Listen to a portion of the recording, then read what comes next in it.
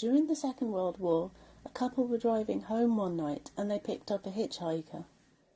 The man barely spoke during the ride, but as he got out, he thanked the couple and told them to repay their kindness, he'd answer any question they wanted to ask.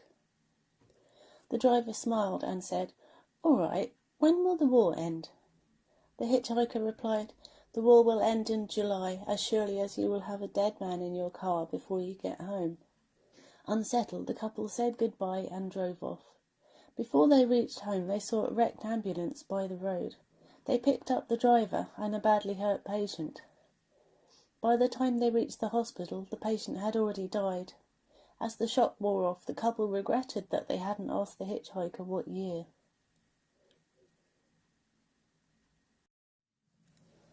A girl got on a train one night. She sat down opposite this woman, who was sat between two men. She wasn't too bothered about them, except for the fact the woman seemed to be staring at her, but she couldn't quite see because the woman had her hood up. At the next stop, a man got on the train and sat next to the girl. After about 5 minutes, the guy whispered to the girl, "Get off the next stop with me. It's important that you trust me." At the next stop, the girl got off the train with the man and watched the train speed by. The man then turned to the girl and said, "Thank God, I'm a doctor, and that woman was dead. The two men beside her were holding her up." As I rode my bike past her on the deserted road, I couldn't help but wonder what the elderly lady was doing, walking all alone.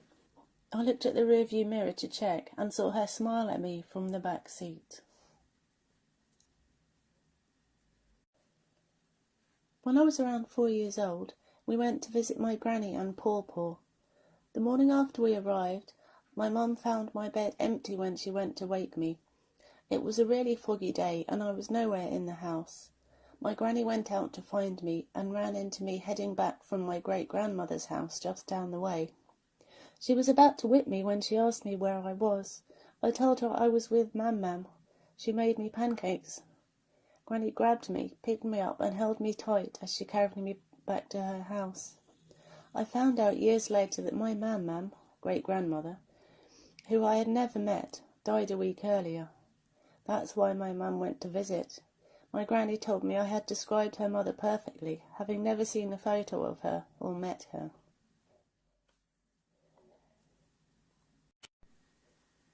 Two years ago, I was looking through my elementary school yearbook with my 5-year-old cousin. When we were at a page with a second grade class, she pointed to a boy's photo and said, "That looks just like Nicholas." When I asked who Nicholas was, she just said, "The boy in my closet," and kept on looking through the pictures. I almost died. A story is told about a soldier who was finally coming home after having fought in Vietnam. He called his parents from San Francisco. "Mum and Dad, I'm coming home, but I've a favour to ask. I have a friend I'd like to bring home." "Sure," they replied. "We'd love to meet him." "There's something you should know," the son continued. "He was hurt pretty badly in the fighting. He stepped on a landmine and lost an arm and a leg. He has nowhere else to go, and I want him to come and live with us." "I'm sorry to hear that, son. Maybe we can help him find somewhere to live." "No, Mum and Dad, I want him to live with us."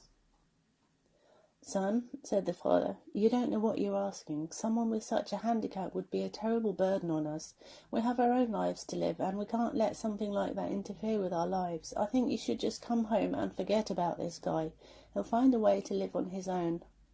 At that point, the son hung up the phone. The parents heard nothing more from him.